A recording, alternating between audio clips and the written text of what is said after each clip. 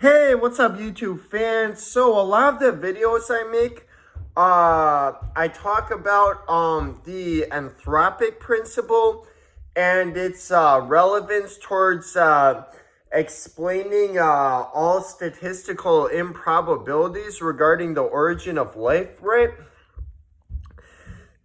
And there are a lot of people who don't really understand this. They don't really get the concept of the anthropic principle and its relevance in the origin of life, right?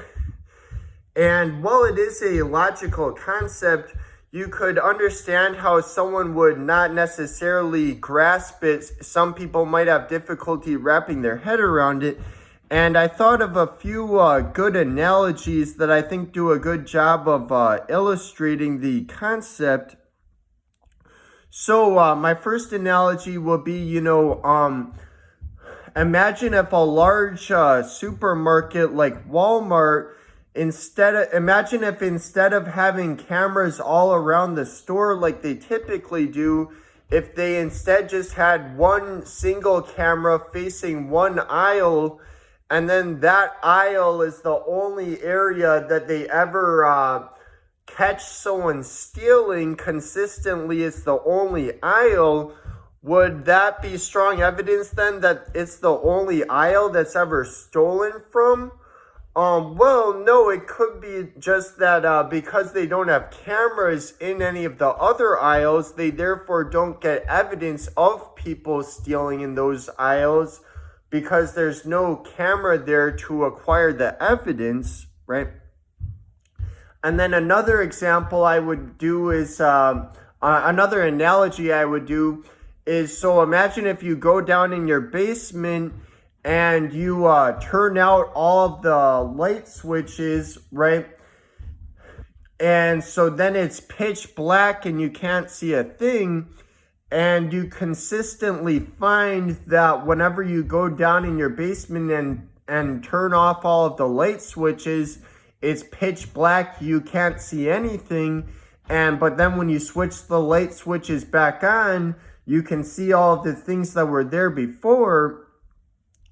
Would that be strong evidence then that, all of the things that were there, that, the light switch is causing those things to disappear and no longer be there?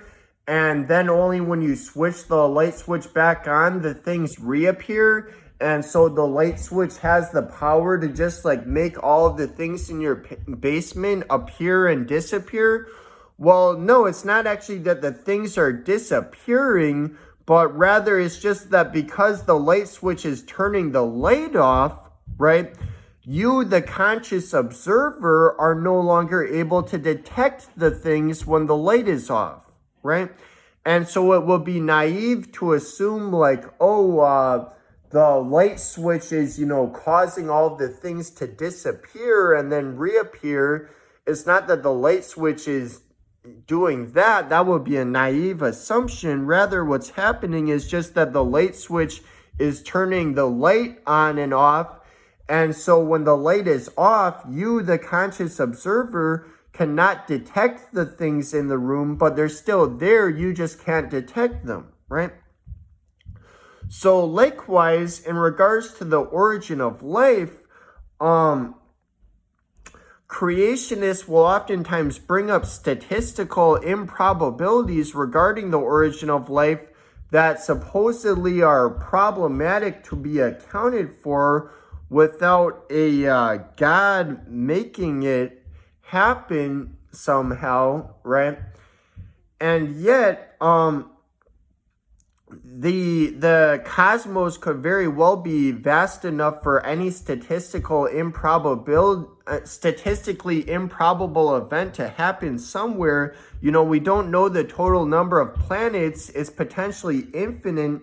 Even if it's not infinite planets, it could be any crazy big number. We really have no clue how many planets there are out there, right?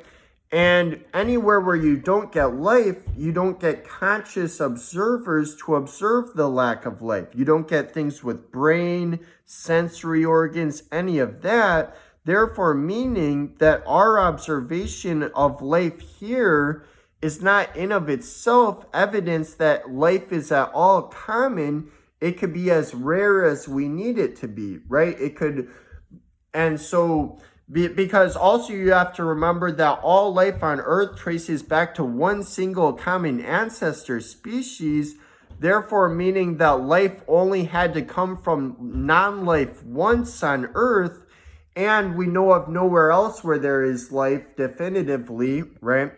And so it can be as rare as we need it to be, right? And so the anthropic principle, it points out the observer bias, right?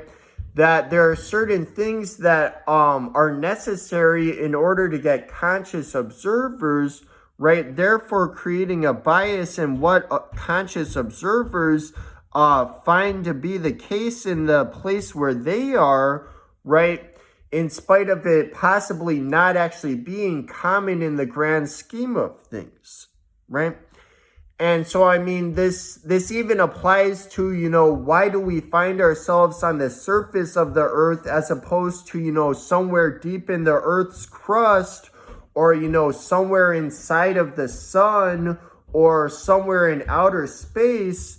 All of those are places that exist in the universe. And there's much more of those places than there is the surface of the earth. So why is it that we find ourselves on the surface of the earth? Well, because anywhere else, there's nothing with brains, sensory organs, none of that. So there's no conscious observers there to be aware of their own existence. All of those places still exist. Every place, deep within the sun exists, and there's far more of those places than the surface of the earth. But why do we find ourselves here? Well, there's nothing inside of the sun that has brain, sensory organs, none of that. So even though the places within the sun are there's far more of those places than places on the surface of the earth, it's no surprise we find ourselves here. And even if planets with no life are far more common than planets with life, it wouldn't necessarily be a surprise that we find ourselves on one of the few that has life. It wouldn't have to be coincidental, because on any planet where there is no life, there would be no conscious observers. We have good reason to think that, right? And there's no limit to the number of planets that could be. If there's an edge of the cosmos, we have no clue where that is, right? Like, we haven't reached it yet. There could be any number of planets, potentially infinite. Even if not infinite, it could be any crazy, incomprehensibly big number, right? And so when creationists bring up statistical improbabilities regarding the origin of life, it's not really a very good argument, right? Because whatever number they come up with, right, you could take that number and put it to the power of itself, and then take that number and put it to the power of itself. And it could still happen trillions and trillions of times over, because we have no clue how many planets there are. There could very well be enough planets, and we could only find ourselves wherever it happens. And not to mention that they try and make this out to be like, oh, this is a big problem for you guys to explain, but it's not like they actually have an explanation for the origin of life.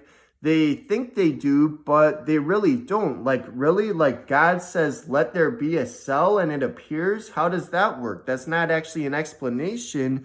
You're not actually telling me how it happened at all whatsoever, right? All right, that's all for now. See you guys.